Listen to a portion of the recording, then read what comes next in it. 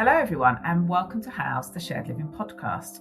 We are taking a slightly different approach over the next few weeks as we head towards our summer break, bringing you a series of special episodes focused on some of the most important topics, trends and innovations shaping the shared living sector. I'm Deanie Lee from the Property Marketing Strategists. And I'm Sarah Kenning from the Property Marketing Strategists. And we are missing Dan today as he is in India on further flow business, but I'm sure he will be back next week. However, today we are delighted to be joined by two special guests and we have a brilliant topic to discuss with them.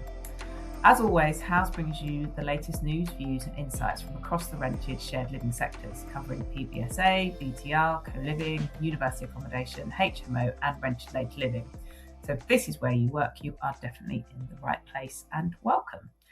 Today's special episode focuses on the UK's first PBSA mystery shopping benchmark report, which is developed by hereSAY, which is part of the SAY property consultants, with support from ourselves, the property marketing strategists. The report explores what prospective students actually experience throughout their leasing journey, from initial inquiry and response times through to viewings, follow-up communications, and ultimately that decision to book. We'll be talking about why mystery shopping matters, what the research uncovered, where operators are excelling, where opportunities exist, and what the sector can learn from seeing the leasing journey through the eyes of prospective residents. We'll also explore how the findings are helping operators improve performance and how they're informing sales and marketing training programs. A little bit of a shameless plug, some of them delivered by us at the Property Marketing Strategists, which are really helping PBSA teams strengthen customer experience and leasing outcomes. So whether you're responsible for leasing, marketing, operations, or customer experience, there's plenty to take away from today's conversation. But before we get started, I wanted to introduce our two guests, Deborah Udolph and Esme Webb from SAY and hereSAY. Deborah and Esme, we are delighted to have you with us here today. Please can you introduce yourselves, tell us a little bit about SAY and hereSAY, and what inspired you to launch hereSAY and the benchmarking reports in both BTR and PBSA? Hi, so I'm Deborah Udolph. I'm the CEO of SAY. More broadly, SAY is a consultancy business that provides strategic operational advice in the living sector. So we work across all tenures, not just rental. And Esme can explain hereSAY, but it fits in very well because obviously understanding operational performance gives us another sort of a string to our bow in respect of providing really good strategic operational advice. And hi, I'm Esme Webb. So I am the director of hereSAY and research. So I started hereSAY around 5 years ago. And the reason for that really was to help those within the residential sector understand what their leasing and sales performance was like, and kind of give data to the sector that we didn't really feel was there just yet. And I suppose what is different about us and links back very well to what we're going to discuss today is our benchmarking service. So we knew that what we wanted to be able to offer was data for our clients to not only understand how they've performed in their leasing journey, but also how they compare to others. And we've been doing this in Build to Rent for the past 5 years and PBSA for around the last 18 months. And we are really excited to be here today to kind of discuss our first PBSA benchmarking report. Brilliant. Thank you. That's great. And I think we're excited to kind of unpack some of that data in there because there is lots of great data. So you've done over 110 PBSA schemes have been mystery shopped over those last 18 months, with over 500 mystery shopping interactions completed. We always say, Sarah and I do a lot of training in the sector, and we always say that actually we do know the sector is doing a brilliant job on site, and this showed through the staff friendliness and product knowledge scoring above 90%. But there are some gaps. Where do you start seeing those gaps appear? Yeah, so with the kind of data that we've got, I guess just starting at looking at how we get this. So we're sending mystery shoppers. They are all students. They're making an inquiry to the scheme. They're then going in person, posing as an interested resident, and then assessing the follow-up that happens after that viewing as well. As you said, the interaction that they have with staff on site are generally very positive, though there are still gaps there as well. But where we are actually seeing some kind of spaces and areas for improvement is in a couple of different areas. So first of all, the consistency of those viewings, things like the follow-up after the viewing, and also the level of personalization as well that is present in the viewing. And what we've been able to do within the report is seeing how small behaviours that staff kind of often might gloss over quite quickly or think, oh, is it that important? They really do stack up very quickly into building something that means that someone is likely to book a room at the end of that sort of limited window of opportunity to persuade someone. I think one thing that, I guess, on that theme of staff friendliness and product knowledge that we said is generally quite high. We spend a lot of time talking to prospective clients about why they should have a mystery shopping service. And one thing I think that's quite often misunderstood is that this is a service to assess customer service. And it's not. It's about sales effectiveness and that lead to lease journey. And I think it's worth us being really clear about that. There's lots of different measures out there that assess how your residents feel about living in your building, and that's really, really great. But there's nothing else that assesses what happens before they become a resident in your building. And if they don't get all of these things right, then they're not going to become a resident in your building in the first place. So I think it's really key that, you know, a lot of the staff in these buildings are there because they're fantastic operators and they have fantastic customer service. That doesn't always translate into being great salespeople. Do you think that's an issue in the sector? And I know we've had this conversation before, because in BTR they tend to call it leasing. In PBSA it's still called sales. We're not actually selling anything. You're selling a leasing product, basically. So yeah, do you think that there's a bit maybe lack of knowledge and awareness in the sector about how important sales is? I think there is massively, and I think there's, you know, we know that there are really talented teams on site. As you've said, there's no lack of good people, but what they need to do is have the sales skill, but also have the sales skills that are specific to PBSA. And that might not necessarily be what they have been used to. Maybe if they have a hospitality background, if they have, done new home sales, or, you know, worked in very different sectors. I think a lot of these things are quite specific to PBSA as a sector. I think also as the market's changed and it's become more challenging, certainly with our mystery shopping, it's highlighted the importance of consistency and the ability to build that there are certain things that you need to do in order to drive the buying decision, and it's the consistency in that approach. And if you don't understand your team's behavior and measure it, then it's very difficult to have consistency, measure against standard behaviours, and then train. So it's also, we know that the developments perform really well. The quality is generally really, really high. And so the differentiator is not just in the behaviour of the person doing the viewing, but also in the sort of what sits in the background in respect of systems and processes, in response times and following up as well, which has done pretty badly in the report. Yeah, I think that the two things that came out on consistency, I think, is, and Esme, I think you've kind of touched on this already, around I think 70% of initial inquiry was responded to immediately, which some might say, well, that's 70% of doing that immediately, but that's still 30% that aren't getting that immediately. And I think the follow-up is that fewer than 50% of prospects received any follow-up after their viewing. And I think, as you say, it kind of feels very much like there's a view that I can be friendly, I can say all the things that I need to say, but actually, what is the impact of not doing those things? It's a massive gap. And I think, it sounds so obvious, but it's just such a shame, isn't it? Because you've got staff, you've got high quality buildings, you've got staff that are often very personable, very friendly, they're building that rapport. And then at the final hurdle, which should be one of the easiest to kind of just dot the I's, cross the T's, that's just not being done. And when we started doing this, when we started the service 18 months ago, in the first 3 months that we did it, where we were working with a number of clients across a broad range of schemes, the score for post-viewing experience was 5%. And basically, I think we had one student that got a follow-up after. So this is even after we have clients and non-clients within this benchmark, but this is after people are really driving that performance, and it's still not where it needs to be at all. And I just think it's such low-hanging fruit for this sector, especially when you think about how that compares to build to rent, where that follow-up is so consistent, and we've got data that shows that it's just a massive opportunity gap, and it's a massive risk as well. Yeah, we do. When we do sales and marketing training, we've actually adapted the training because of the results that we're seeing in your mystery shops, and that follow up is now taking up much more time compared to the rest of the training. But you talked about earlier about personalization, and that's performing quite badly.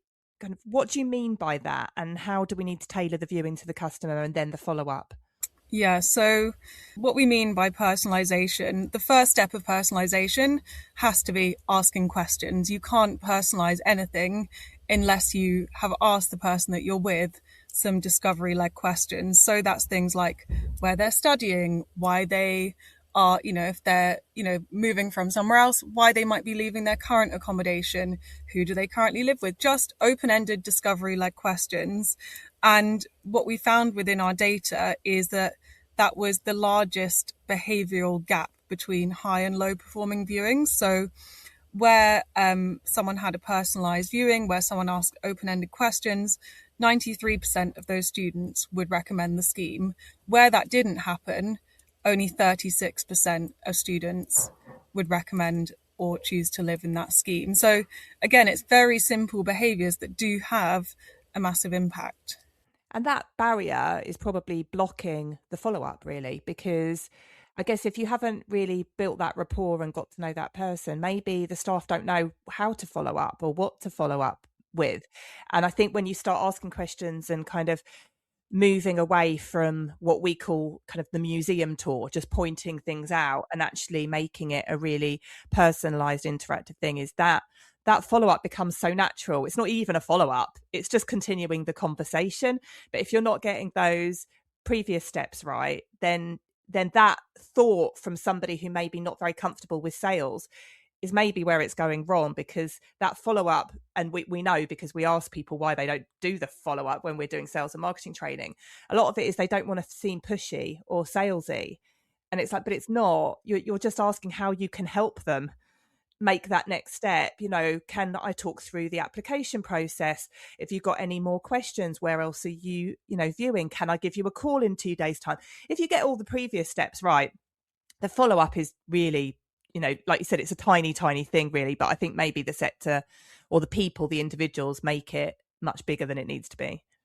And I think what is useful in that scenario when you get that challenge from on-site staff is to think, we are all consumers of customer experience. Like, we've all, every day, literally in every single thing that we do, we are consumers of customer experience. And so when was the last time that you had someone in a non-pushy way deliver really good customer experience to you? It doesn't always have to feel overbearing or pushy. It's just giving someone the information that they couldn't record all on their phone as they walked around, saying, don't worry, I'll send it to you afterwards, and then actually doing that. And it's being a helpful hand rather than a pushy salesperson. But we know that it does also then help to close deals and to convert. I think also when you think about the enormity of what someone's doing, which is choosing somewhere to live as a student, which is I think, it's very stressful. It's a new experience. Often it's something they haven't done before.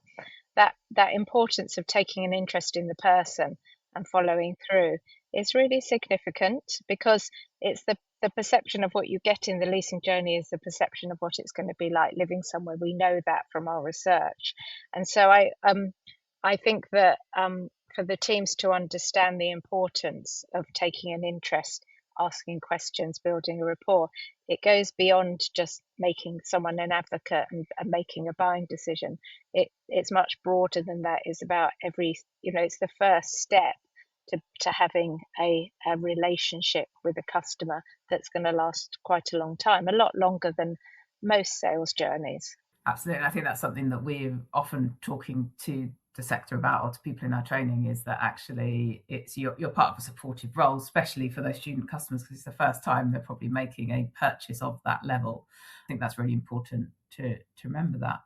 Just on kind of, because obviously you do this PBA, the mystery shopping in BTR. Why do you think that PBSA isn't where BTR is in this? Like, what is the blockers for PBSA, do you think? I think, I mean, it's interesting, isn't it? Because PBSA is a much more well-established part of the sector than build to rent. Build to rent's been going for much less time and is much smaller. But I also think that the history of PBSA is that there's been I mean, we've seen this in build to rent as well, where, you know, you open the door and then people just move in, that there hasn't been, we haven't had very challenging markets, and we saw that in build to rent, particularly after COVID. And so I suppose that behaviours and just processes and procedures and have not needed to be really overseen and driven, because it's been so easy to fill up buildings, and we're now in a different place. So I think it's a sort of historical thing where, you know, it's sort of understandable that if you're launching a building and you just get it let and you don't have to do all these things, then why would you have them in place? It's been much easier. And we know that the teams in PBSA often have broader roles. And so perhaps the focus has not been on this because it hasn't been the sort of necessity. What are those roles that are different in BTR that you see?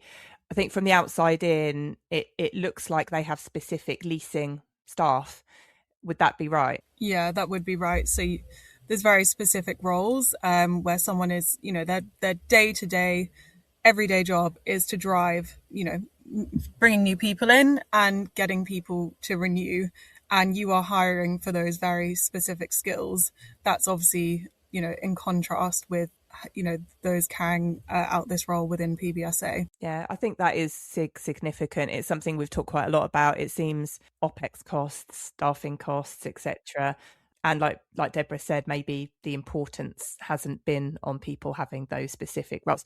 I think also traditionally, when I guess that supply and demand balance was a little bit different, it was seen that leasing only happens at specific times of the year. So maybe people thought, well, I can't hire a leasing person because what are they going to do for 4 or 5 months of the year, because we'll be full. But that isn't the case now. People are, you know, still going, you know, they're having to sell 12 months of the year.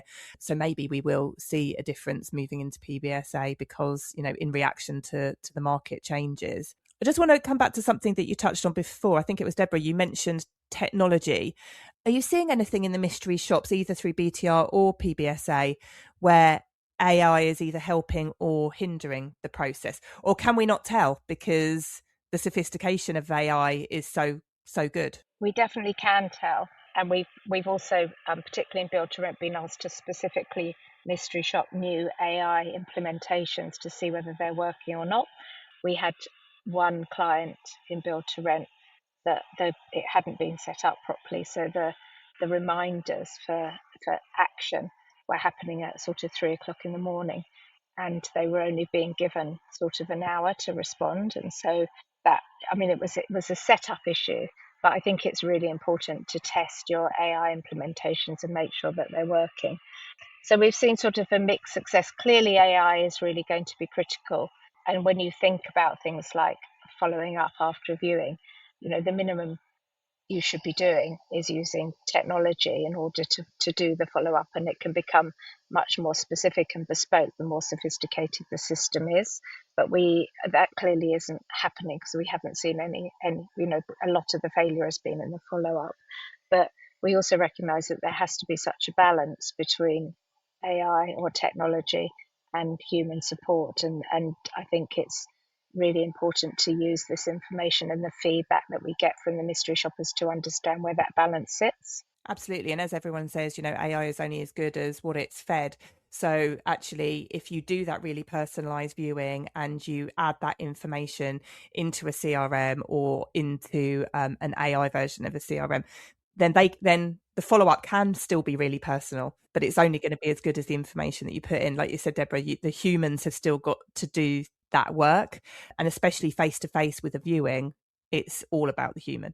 I just wanted to move now a little bit on to kind of what operators should do if they've done the mystery shop and they've got those results. And like I say, I think there's loads of data that gets shared from these mystery shops, and all of them kind of clearly actionable. But what should operators do next once they've got this wealth of data in their hands and knowledge? Yeah, so what is so amazing about the process of doing the mystery shopping is you just have a huge amount of data from which to start to make a plan about how to really elevate the viewing experience where it's already good and where to solve kind of pain points that it uncovers. What I would recommend to anyone who's getting their data back for the first time is to separate what is people problems and what is process problems, and kind of start by separating those two out.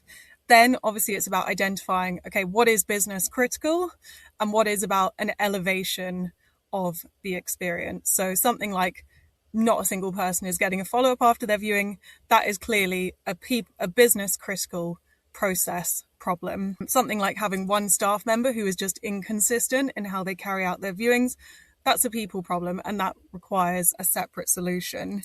You then want to be looking at what is portfolio wide and what is site specific. So we're just trying to kind of ease out what those trends are. And from there, you can make an action plan to really resolve them step by step. And then clearly you need to reassess and to measure the impact of what all those changes have had. So we've had clients who have completely rewritten their processes in their CRM around their follow-up after the viewing, for example, or around their inquiry processes. And then when they reassess, they can see that kind of score in those areas just going up and up and up. So it's very satisfying. And I think for the on-site teams, it's extremely satisfying for them as well to see the impact of all that hard work that gets put into this as well. I think that continual monitoring and feedback loop is really, really key. Yes, you'll learn something from doing it once, but how will you learn about the improvements that you've made in those processes if you don't continually reassess? And also we know that there's high staff turnover in the sector as well, so if it's a people problem like you mentioned, Esme, then you'll be able to identify that by continually kind of reassessing where you are as well. Yeah, and I think it's about not just assessing when you feel like you've got to the end of that process. So don't just assess when you think, okay, we've done everything, we think we're done, because you might not even know which areas needed to be resolved anyway. So don't wait until you think it's perfect. Start as soon as possible and measure and track that improvement over time. I think the thing that we haven't mentioned really as well is it can be really used to celebrate and reward staff as well. On a there's so many KPI points of the mystery shopping program that actually you can really pull out a really standout performance in a particular area. Even if the whole thing isn't great, there'll be definitely things that people can find that have been done really, really well. And again, if you can identify that to be a person, then that person is a great, role model and potentially mentor to get it right across a whole portfolio. And when you're speaking about staff turnover and staff retention, it is obviously really important to identify who are the staff that we really, really need and want to keep, because I think often the best training is having other staff members. It is so effective for other staff members to embed and teach other staff members what good looks like. And when you lose someone, you lose all of that knowledge so quickly. So rewarding staff members, keeping good staff members is really, really important. I also think that, you can see if someone looks at our report that we've just published, that we have qualitative and quantitative data. And when you read we've got a section that has, what good looks like and what not so good looks like. And it's actually, it's what the mystery shoppers have said about their visit or about different aspects of the visit. And it really brings it to life. And what we see with the teams are that when we can give feedback that's really positive, it's like a light bulb moment where they go, oh, I see, I get it. Because I asked this and I asked this, then they became an advocate for the scheme. And then equally, or because I didn't engage in this way, then they didn't do so well. So I think it's really important to understand that the mystery shopping, it is about data, but it's also about giving back real sort of detailed feedback on what someone's actually said about their visit, and to use that in a way to really celebrate success, but also train in a constructive way, not in a critical way, is what brings teams together. And we know that when teams work really well together, then that's when you really see excellent performance. I think what also stands out with this particular service is it's actually students that are in those cities that are doing this. I know that internally a lot of people do this, and there'll be members of staff that call sites, but it's not without bias, and it's not realistic or relatable. I mean, we can see from reading the results that the students, they're asking things the way a student would. They want to know the things that students want to. And, in some cases, they're probably actually going through that exact same thing, or, will be at some point in their student life cycle. And I think that level of insight and kind of nuance in what they ask and how they ask it, that killer question at the end, would you recommend this site, that comes from them completely because of the experience that they've had. And I think that's the kind of the depth of the report really, and the understanding. Absolutely. And what we've also assessed within the report is we've looked at what is important to students. So, for example, I think you guys did some research about internet speeds and the other things that students really want to know about by the time they get to the end of a viewing. And we've got some data that shows, only 19% of our mystery shoppers were told about internet speed. Only 20% were told about any sort of promotions or incentives or benefits of living at that scheme, and only 50%, which is higher than the others but it's still not very much, were told about the local area, which is crazy. So we know what matters to students, we know what they want to hear about.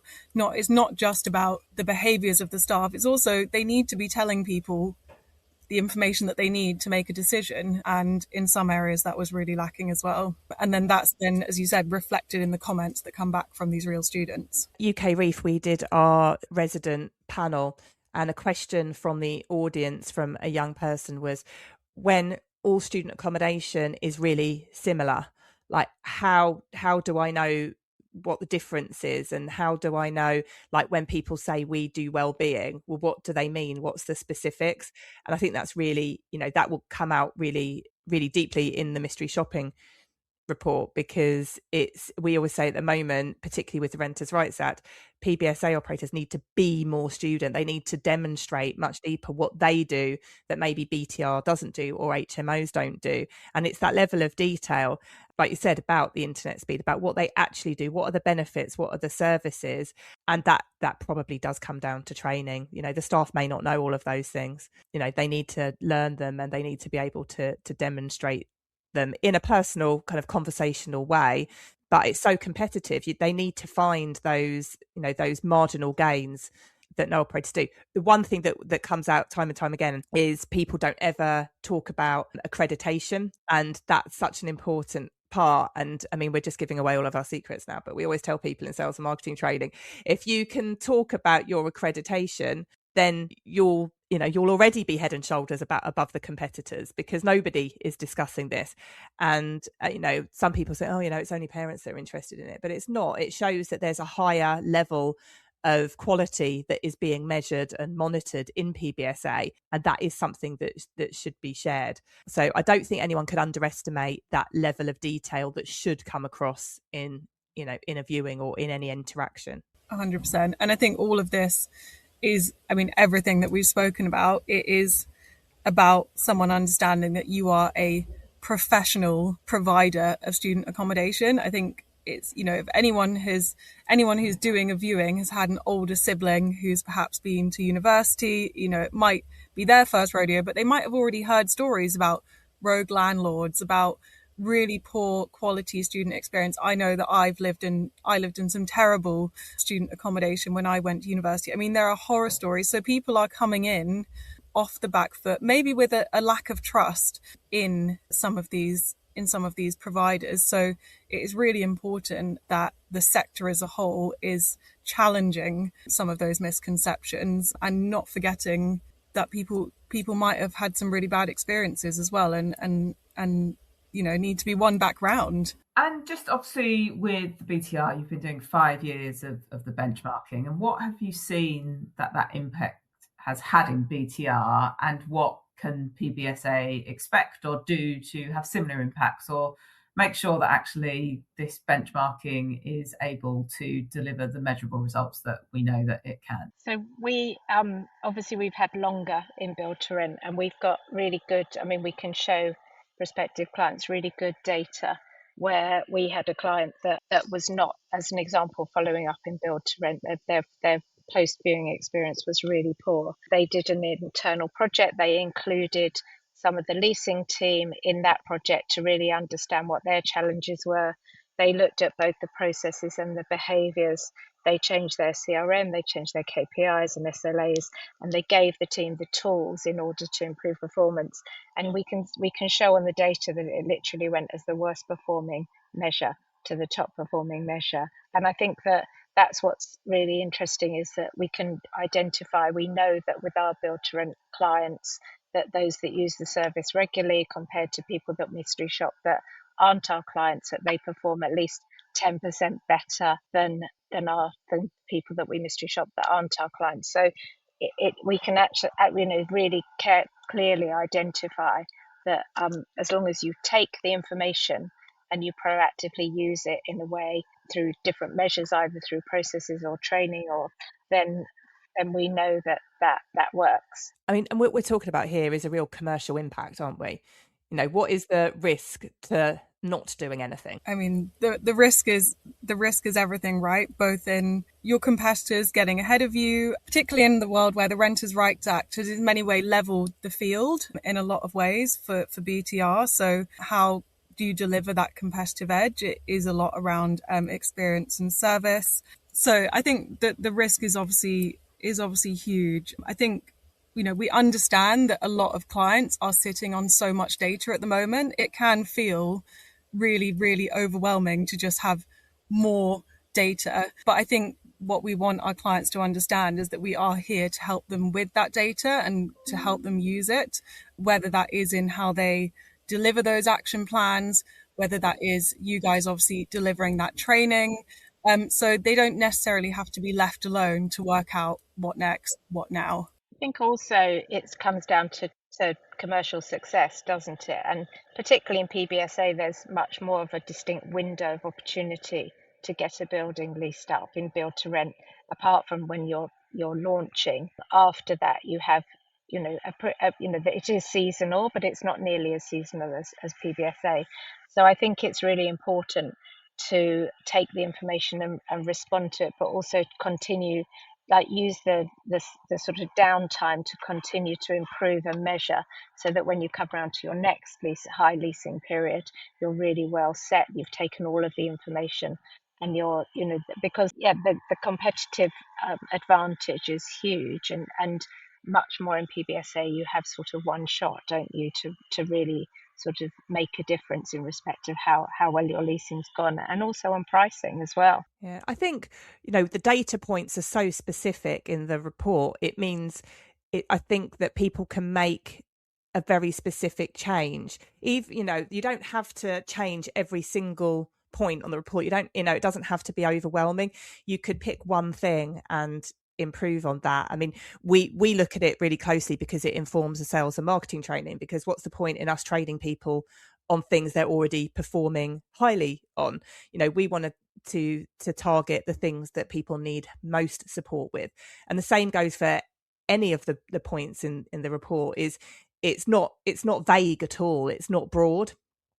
So I think that really helps with it, because sometimes, like you said, Esme, you can get overwhelmed with data because sometimes it's so broad. And, if the report just showed, I don't know, a really broad relationship between not following up, well, okay, but which bit?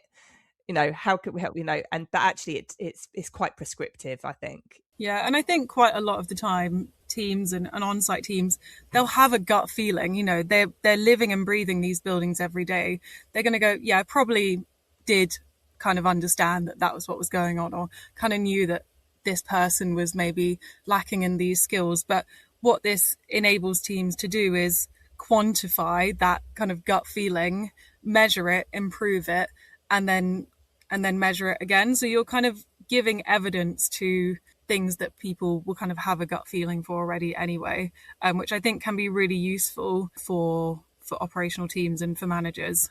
Absolutely. Yeah, no, I agree. And I think it gives that clear insight. And it's, a lot of it is just those steps and those processes and those procedures and that training to put that into place that gives that emphasis and that structure around it for a lot of what's already being delivered in place. Yeah, and I think it's also, as we said, it's not just about the bad. It is so satisfying for us when we give this feedback back to teams and you get a report through and it's just like, yes, they did absolutely everything, incredible. The comment at the end is like, they couldn't have done more to be more helpful. And then you get to send that to the staff member that did that viewing. I mean, it must just be such a good feeling for them to be able to read that and be able to have that recognised as well, you know, which is like a really lovely part of this as well. And finally, just what does the future of leasing excellence in PBSA look like? I think it will be a really good balance between technology and human interaction, because with that balance, that will bring the most success to the businesses. But also, I think technology will enable businesses to really focus on that human experience, both through the leasing journey and beyond. So for me, technology will free up time in order to really focus on the sort of the behaviours that we're talking about in order to deliver a really great leasing journey. Absolutely, I couldn't agree more. I think it's kind of, that's where technology is really going to add value, is actually we can have that more human interaction, which is everything that is needed and required. And I think that's the beauty of where we are with technology, is that hopefully we can start to see that kind of shift in resource happen and that we can spend the right things in the right times. Yeah, and I also think that when you think about the future of work, actually having jobs that rely on face-to-face interaction is going to be a very attractive industry to go into, because there's much more talk about, you know, what jobs should people be doing that are not going to be affected by AI. And I think that the more seriously we take the training and development of the leasing journey and professionalize it, and it will become a much more attractive job to go into, because it will always rely on people. And so I think that there's huge benefit of businesses investing in understanding the leasing journey and then the living experience in order to attract talent into their businesses, because at the end of the day, this is the sort of job that people should be choosing to do, because it's so reliant on human interaction. I think it's emotional, isn't it? People choose homes for an emotional reason. Despite all of our talk of data, it does come back to a feeling and an emotion. And you're right, Deborah, it's hard to imagine on the whole people making that decision without some form of human engagement, really. You know, I think, you know, we've probably all rented and bought places and it's very much a gut feel, and, you know, everybody wants their prospective resident to have that feeling, and a lot of that is down to those fantastic humans that are delivering it. That seems like a perfect place to stop, because I think that is a nice positive place to be. And thank you so much, Deborah and Esme. That was a really fascinating conversation, and I think just shows how understanding kind of student expectation, understanding your performance in that journey as kind of competition intensifies in the sector, and that delivering a great leasing experience has never been more important, especially I think in PBSA, where demand and customer demographics are shifting. So we really do need to ensure that each lead is nurtured. Thank you so much, Deborah and Esme, for joining us today, and also for sharing the findings from this new research. To learn more about the PBSA Mystery Shopping Benchmark Report, hereSAY, Say Property Consultants, or to find out more about our own sales and marketing training at the Property Marketing Strategist, you can find out more on sayproperty.co.uk/hereSAY or propertymarketingstrategist.co.uk. Don't forget to subscribe to House wherever you get your podcasts, and join us next time as we continue exploring the people, ideas and innovations shaping the future of shared living.